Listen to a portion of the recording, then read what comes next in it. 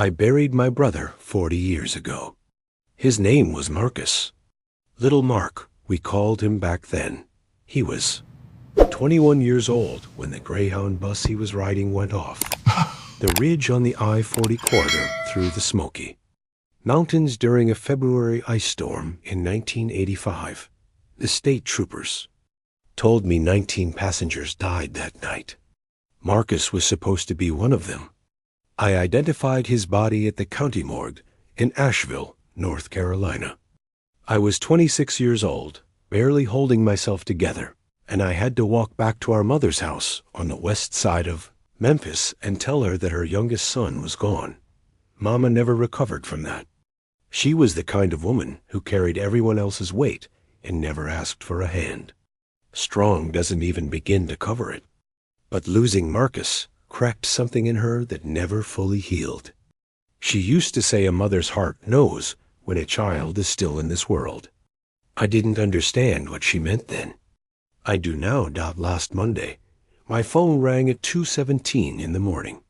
The caller ID showed a number I didn't recognize, but the area code was 704, Charlotte, North Carolina. At 66 years old, you learn fast that calls at that hour don't carry good news. But something made me reach for it.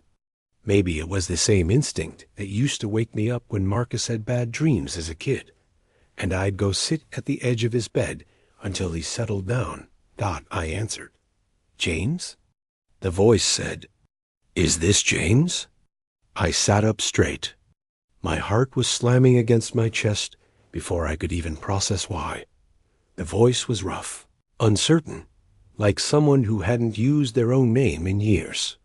But underneath that roughness, underneath all that distance, something hit me like cold water. "Who is this?" I asked, heavy breathing on the line. Labored, slow, like someone working up the courage to say the next words out loud. "It's me," the voice said. "It's Marcus." I dropped the phone. My hands were shaking so badly, I knocked it off the nightstand entirely. When I got it back to my ear, the line was still open. I could hear him breathing. "This isn't funny," I said, my voice breaking into something I didn't recognize. "Whoever you are, this is cruel. My brother died 40 years ago." "I know," the voice said. "I know how long it's been. I just figured out who I am. I found something. A newspaper clipping from the bus crash. There's a picture of a man, and the name underneath says Marcus Hawley. That's me, isn't it? I'm Marcus Hawley." I couldn't breathe. The room tilted. "Where are you?" I managed. I don't really know this city well. Someone at the shelter told me it's called Second Ward. I've been staying at a transitional housing place on Central Avenue. I don't remember how I ended up in Charlotte. I don't remember much before about 12 years ago. Just waking up in a hospital in 2013, and then telling me I'd been found unconscious near a truck stop off I-85. No ID. Couldn't tell them my name. Couldn't tell them anything. My mind was spinning. This had to be a scam. Someone who dug up Marcus's name from an old obituary and decided to make a dying old man's life miserable. But that voice, underneath the age and the damage and the years, something in it wouldn't let me go. "What do you remember?" I asked, testing him. "Nothing clear," he said quietly. "Just feelings. I dream about cold, about a bus sliding sideways on black ice and people screaming. And I dream about a kitchen, a yellow kitchen, and a woman who used to braid her daughter's hair at the table while she hummed church songs. I felt the tears start then, because I remembered that kitchen, Mama's yellow kitchen on Vance Avenue, and I remembered her sitting at that table every Saturday morning, braiding our little sister Denise's hair, humming "His Eye is on the Sparrow," without even realizing she was doing it. That kitchen was torn down when they redeveloped the neighborhood in 1998. Nobody outside our family would have known that detail. Nobody. What do you look like? I whispered.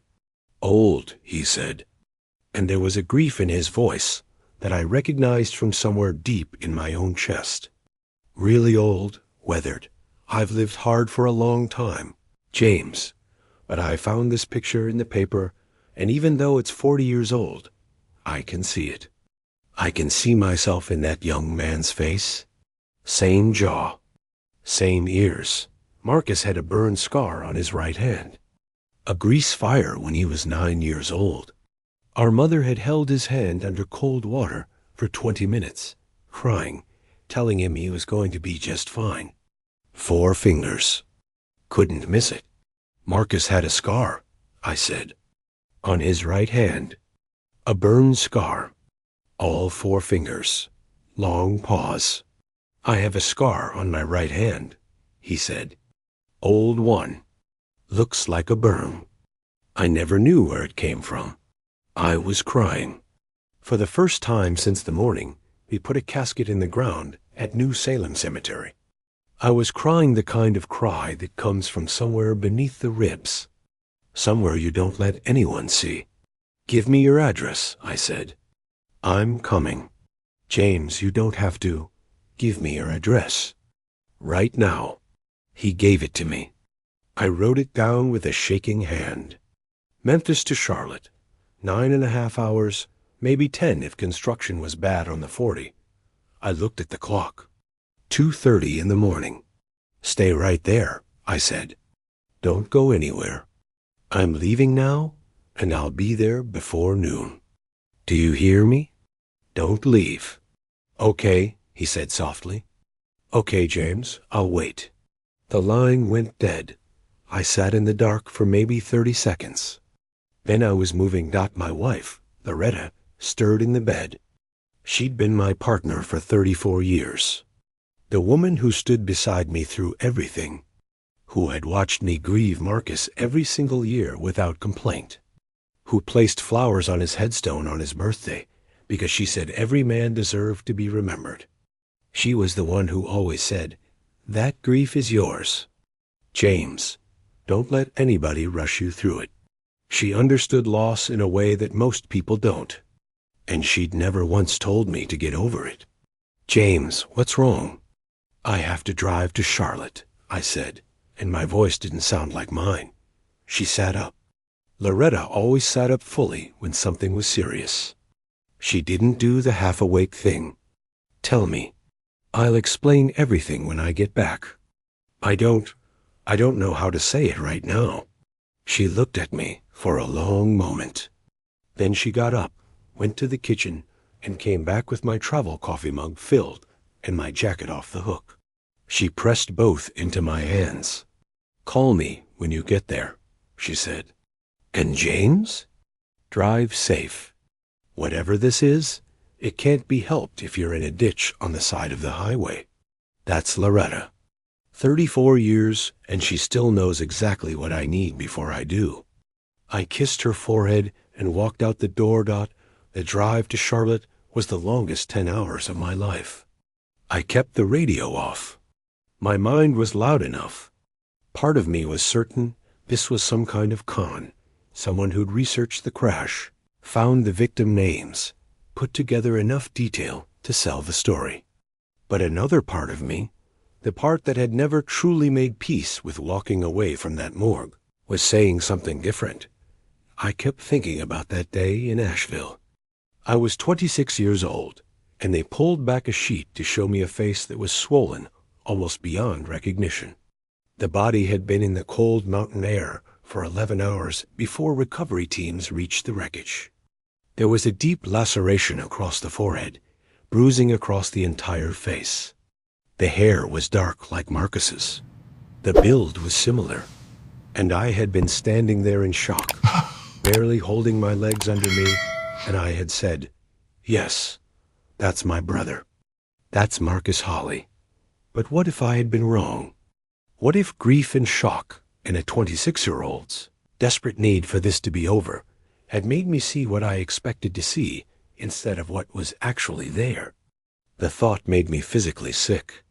Because if I was wrong, If I had been wrong, then Marcus had been alive this whole time, alone, lost, not knowing his own name. While I built a life, raised 2 sons, put Mama in the ground in 2010, still believing her youngest boy was gone. I pressed harder on the accelerator and drove toward the sunrise. I reached Charlotte at 12:45 in the afternoon. The Second Ward neighborhood was in the middle of a complicated kind of change. Old buildings sitting next to new construction. People who'd been there for decades navigating a city that kept shifting around them. The transitional housing facility on Central Avenue was a converted 2-story building, modest and clean, the kind of place that does serious work without a lot of recognition. The front door was unlocked. Inside, a woman sat behind a desk near the entrance. Maybe 50 years old, with reading glasses pushed up on her head and the unhurried competence of someone who had seen every kind of situation walk through that door. She looked up as I came in. "Can I help you?" "I'm looking for someone," I said. "He might go by Marcus. He called me this morning. He said he'd been staying here. He would have asked to use the phone around 2 a.m. She studied me for a moment, then nodded slowly. "Marcus, yeah, sweet man. Quiet mostly, keeps to himself, never gives us any trouble. He came and asked to use the desk phone last night. Said it was important. He looked real shaken up afterward. He's been with us off and on for about 6 years. She paused. "You related to him?" "I might be," I said. "I'm not sure yet." She pointed me toward the common room. "He was in there a little while ago." I walked through the door on the left. The common room was wide, with mismatched chairs and round tables and a television in the corner playing a midday news program with the sound low. Maybe 15 people scattered around. Most of them glanced up when I walked in, their eyes careful and practiced, reading the room the way people read rooms when they've had to be alert for a long time. And then I saw him. He was sitting alone at a table near the far window, turned slightly away from me. Gray hair, pulled back, a flannel shirt worn soft from years of use. His shoulders were rounded inward, like someone who'd learned to take up less space in the world. I walked toward him. My legs felt like they were moving through water. "Marcus," I said. He turned around. The face looking back at me was nothing like the face of my 21-year-old brother. This man was worn deep, the way wood gets worn deep. Lines around his eyes and mouth that told whole chapters. His skin had the particular darkness that comes from years of outdoor living and sun and weather. There was a scar along his left jaw that hadn't been there before. He looked closer to 75 than 60-1 dot, but the eyes. Lord have mercy. The eyes were the same. Dark brown with a warmth in them. The exact same shape as our father's eyes before the drink took him. The exact same eyes I'd looked into 1,000 times growing up. "James," he said. His voice cracked on the single syllable. I couldn't speak. I just stood there, staring at this man who might be the ghost I'd been carrying for 40 years. He stood up slowly, like it cost him something. He was thinner than Marcus had been, and shorter somehow, though maybe that was just the way he held himself. The kind of compression that comes from years of survival posture. But when he met my eyes, something in his expression stopped the air in my chest. "You came," he said. "I wasn't sure you would." "Show me your hand," I said. My voice came out harder than I meant. "The right one." He held it out without hesitating. 4 fingers. A burn scar, old and settled into the skin, running across the knuckles in the exact pattern I'd been carrying in my memory for 40 years. I grabbed the edge of the table. "I need to sit down," I said. He pulled out the chair across from him. I sat. He sat back down and watched me carefully, giving me time, not pushing. That patience, that was new. The Marcus I remembered had been impatient, always moving, always on to the next thing. But patience can be learned through hard years. I knew that myself. Tell me what you remember, I said. About the crash. About any of it. I don't remember the crash, he said. But I have a nightmare that comes back. I'm on a bus at night. It's icy.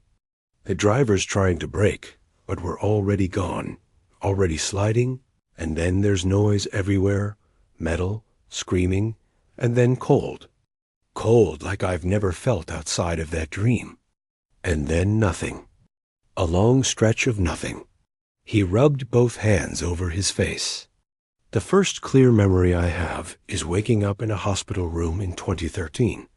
A nurse told me I'd been found unconscious at a truck stop off I-85. They said I showed signs of a bad beating. Recent injuries on top of older ones. But I couldn't tell them anything. Not my name, not where I was from, not what year I thought it was. You really didn't remember anything? I pressed. Before 2013? Flashes, he said. Things that don't connect. I remember mountains.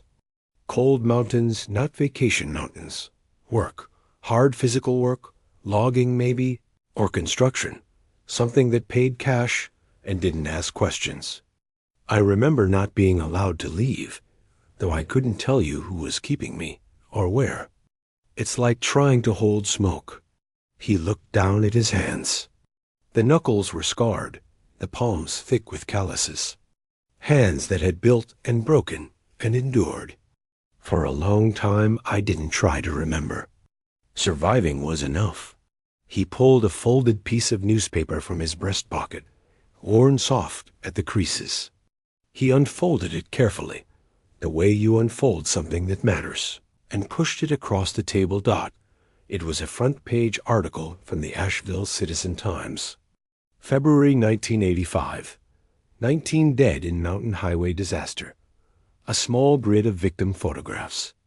And there, in the bottom row, was Marcus's face, his college ID photo that Mama had given to the newspaper. 21 years old, and grinning like he had somewhere to be. I looked at that picture for a long time, he said quietly. And I knew him. Not from a mirror. I don't look anything like that anymore. But from somewhere inside. And when I read the name underneath, Marcus Holly, I said it out loud, and it felt like coming home to a house you weren't sure still existed. I stared at my brother's young face staring back at me from 40 years ago. I found an obituary, he continued. Found a list of surviving family. Your name was there. James Holly, brother, Memphis. It took me 4 months to work up to calling. I didn't know if you'd believe me. I wasn't even sure I believed myself. I haven't decided what I believe, I said honestly. Not yet. Because if you're Marcus, then I identified the wrong body. I told our mother she'd lost her son. He flinched. I'm sorry, James. Mama's gone, I said. 2010. She spent 25 years grieving you. She went to her grave thinking you were dead.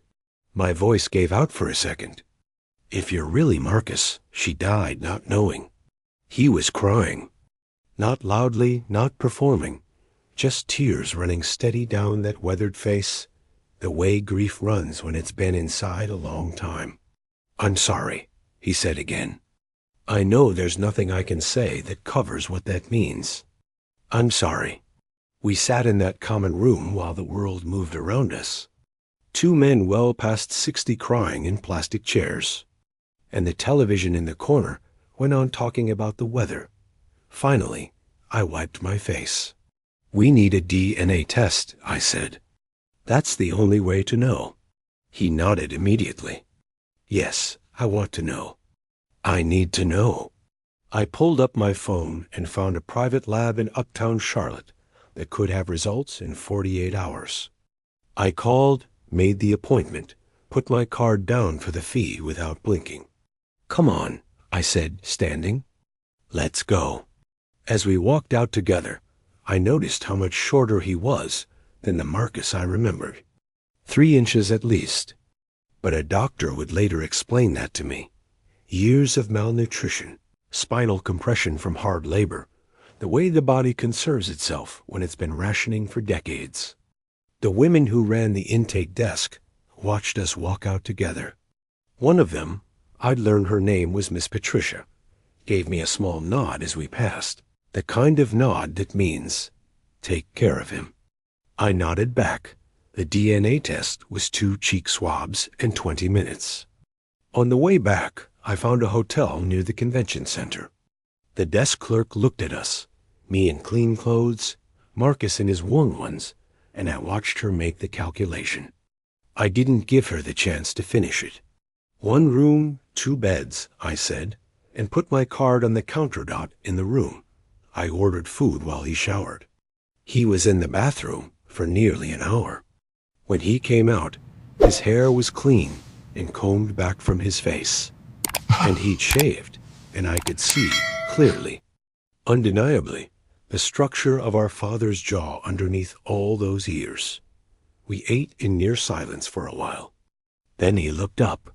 What was I like? He asked, before. I set down my fork. You were kind, I said. Really genuinely kind, in a way that wasn't soft. It was strong. You were the one who checked on Mama first when something was wrong. You were the one who noticed when Denise was having a hard week before she'd said a word about it. You wanted to be a social worker. You were headed to UNC Charlotte that fall. I paused. And you were the funniest person in any room.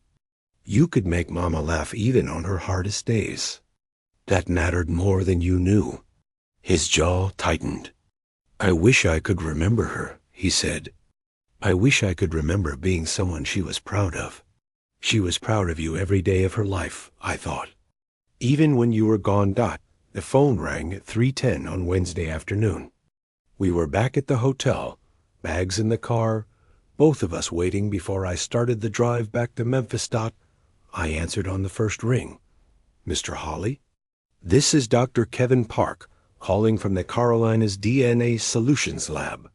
I have your results.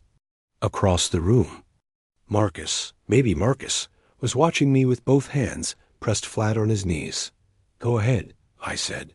The siblingship comparison test between you and the second party is conclusive.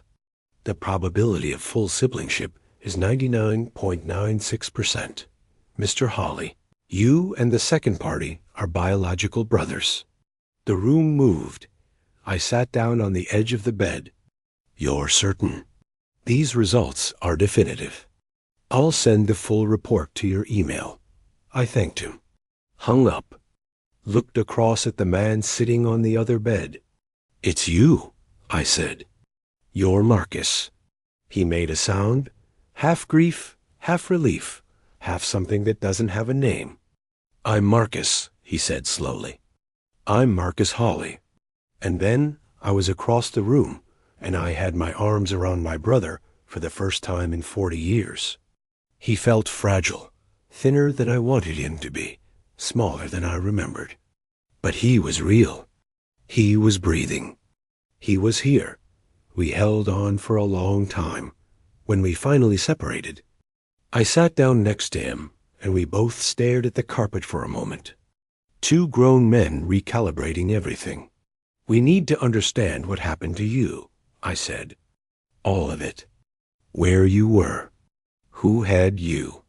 Marcus nodded slowly. There's a trauma specialist at the free clinic where I've been going. Dr. Angela Reese. She's been working with me since I started trying to piece things together. She might be able to help us understand. We went to see Dr. Reese that evening. She was a woman in her late 40s, with the kind of calm, direct presence that I imagine comes from years of sitting with people in their hardest truths. She listened to everything I told her, the crash, the identification, the phone call, the test, without interrupting, writing in a notebook with quick, sure strokes. When I finished, she turned to Marcus. May I examine you? She was thorough. Old healed fractures, ribs, left wrist, right ankle. significant scarring across his back and torso that she documented without comment, though her expression was not without feeling. A depression at the base of his skull that she pressed gently, watching his face. "This is consistent with a significant impact injury," she said.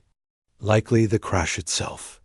She sat back down and looked at both of us. "Let me tell you what I think happened, based on what you've both told me and what I'm seeing." She spoke carefully, choosing each word. She believed Marcus had survived the initial crash, but had been thrown from the vehicle, ejected into the snow, unconscious, away from the main wreckage and away from the rescue teams, working in the dark and the chaos. The body I had identified was most likely another young passenger of similar build and coloring. In the condition those bodies were in, after hours in sub-freezing temperatures, with the facial trauma from the impact, she said a mistake was not only possible but understandable. She said it without judgment, looking directly at me when she said it. Someone had found Marcus. Not emergency responders. Someone else, traveling that corridor, who saw a young man alive in the snow and made a decision. She said there were operations throughout the mountain corridors of Western, North Carolina and East Tennessee, off-books logging, unlicensed construction, operations that ran on cash and on workers who had no one looking for them, workers who didn't know their own names, workers who couldn't go to the authorities because the authorities would ask questions they couldn't answer. Marcus was staring at the floor. His jaw was working. "That explains the gaps," Dr. Reese continued. "The years before 2013 that you can't account for. Years of untreated head trauma, malnutrition, possible substance exposure used as a control mechanism. Your brain protected itself the only way it could, by shutting down access to what was too painful to hold. And then around 2013, they were done with him," I said. My voice came out flat. "And they left him at a truck stop." "It's consistent with what we see in these cases," she said. "When someone becomes more liability than asset." She paused. "I want to say something to you, James." She met my eyes directly. "What happened to your brother was not an accident of nature. What happened to your brother happened because someone made a choice to exploit a vulnerable person rather than help him. That is not on you. You were 26 years old, and you identified a body under traumatic circumstances. Grief and shock alter perception. That is science, not weakness." Loretta had said something similar to me on the phone the night before, when I'd finally called her with the DNA results. She'd listened to the whole story quietly, and then she'd said, "James, you were a 26-year-old man who just lost his brother and had to identify a body alone. Do not carry this like it was your fault." She'd said it simply and clearly, the way Loretta says everything that matters. I hadn't been able to respond, but I heard it. Dr. Reese recommended intensive individual therapy for Marcus, processing the trauma of what had been done to him, rebuilding a sense of identity and self. She recommended family counseling as well, for both of us to learn how to be brothers again across this massive gap. She said it like it was a given that we would both do the work. I appreciated that. We left the clinic as the city was shifting into its evening self, the streets filling up. "Come home with me," I said. "Come to Memphis. Stay with Loretta and me. We have the room. We'll work it out together." He stopped walking. "James, I don't know how to be somebody's brother anymore. I've been by myself for so long. I don't know the rules. I don't know how to be in a family." "Neither do I," I said. "Not this version of it. We'll figure it out." He stood there for a long moment on that Charlotte sidewalk, hands in his pockets, looking at somewhere in the middle distance. Then he nodded once. "Okay," he said. "Okay, James." We drove back to Memphis the next morning. I glanced at him in the passenger seat every so often and tried to reconcile the Marcus I'd memorized at 21 with the man beside me now. Sometimes I could see it, The way he rested his chin on his hand, the way he went quiet before he said something real. Other times he was a stranger, and I had to sit with that and let it be true. Loretta was on the porch when we pulled in. I'd called ahead. She'd cried on the phone, told me to bring him home without any hesitation, asked what he might need in terms of food and quiet and space, practical, caring questions, the kind that actually help. She came down the steps as we got out of the car. She looked at Marcus for a long moment. Then she opened her arms. "Welcome home," she said. "I'm so glad you're here." He hesitated and stepped into the hug. I watched his shoulders shake. That was 4 months ago. It hasn't been a straight line. Marcus has nightmares almost every night. Crowds are hard. Loud rooms are hard. Being inside for long stretches is hard. He sees Dr. Reese twice a week now, via video call from our spare room, and I hear him in there sometimes, quiet, steady, doing the work. But he's remembering things. Small things first. The smell of Mama's kitchen on Sunday mornings. The name of our childhood dog. A Christmas when he was 9, and I'd saved up to buy him a second-hand bicycle, and he'd ridden it up and down the block in the cold until it was too dark to see. He remembered that last week and came to find me in the garage just to tell me. "I'm starting to feel like him," he said to me yesterday, out on the back porch in the evening. "Like I'm not just someone with Marcus Holly's DNA, like I'm actually becoming him again. Or maybe somebody new who includes him. Is that strange?" "No," I said. "It makes sense. My boys have met him now. Damon and Kevin, both grown, both careful and kind in the way they approach their uncle. Loretta made sure of that, made sure they understood what this man had been through, asked them to follow his lead on how much contact felt comfortable. She has always known how to hold space for people without making them feel like a project. It's one of the things I love most about her. My grandson, Deshaun, 5 years old and incapable of reading any room, decided immediately that Marcus was his best friend, and that was that. Marcus laughs more when Deshaun is around. It's still a new sound, his laugh, but I'm getting used to it. There is a headstone with Marcus's name on it at New Salem Cemetery. We haven't decided what to do with it yet. Remove it, change it, leave it as a memorial to who he was before. We talk about it sometimes, and then let it rest. There's no rush. 3 weeks ago, Marcus got a part-time position at a plant nursery out near Bartlett. He's good with growing things. He comes home with soil under his fingernails and quiet stories about the regulars who come in every Saturday. He is learning how to be a person in the world again, one small day at a time. I blamed myself for 40 years.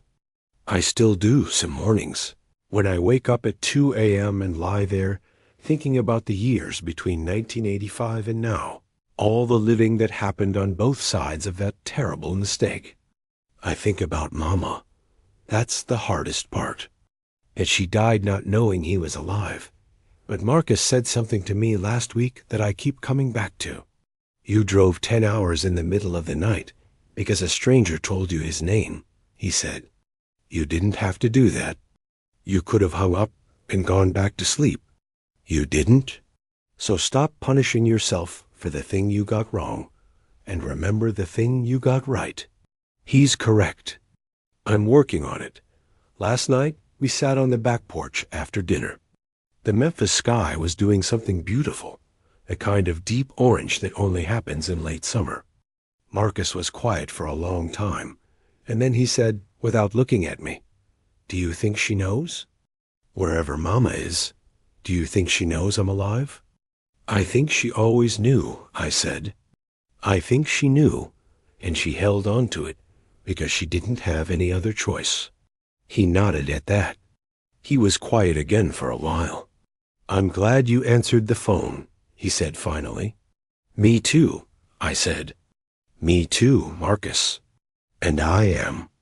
Despite the grief that doesn't go away, despite the guilt that still lives in the mornings, Despite the strange and painful work of learning how to be brothers after a 40-year absence, I am grateful. Because my brother came back. Because he survived things that should have killed him, over and over, for 4 decades. And because when I answered a call at 2 a.m. that I almost let go to voicemail, the impossible thing turned out to be true, that I learned something through all of this. I learned that the people who carry the hardest stories are often the ones who carry them alone, in silence for years, and that they deserve to be found. I learned that survival is its own kind of strength, and that the women and men who endure without recognition, without resources, without anyone asking if they're okay, they are the toughest people in any room, whether that room ever notices or not. And I learned that it is never too late for someone to come home, that Marcus is still finding himself. He may never recover every lost year. The scars, the ones on his skin and the ones underneath, are his now permanently. But he is here. He is present. He is sitting on my porch watching the sky go dark, and that is everything. That is more than everything.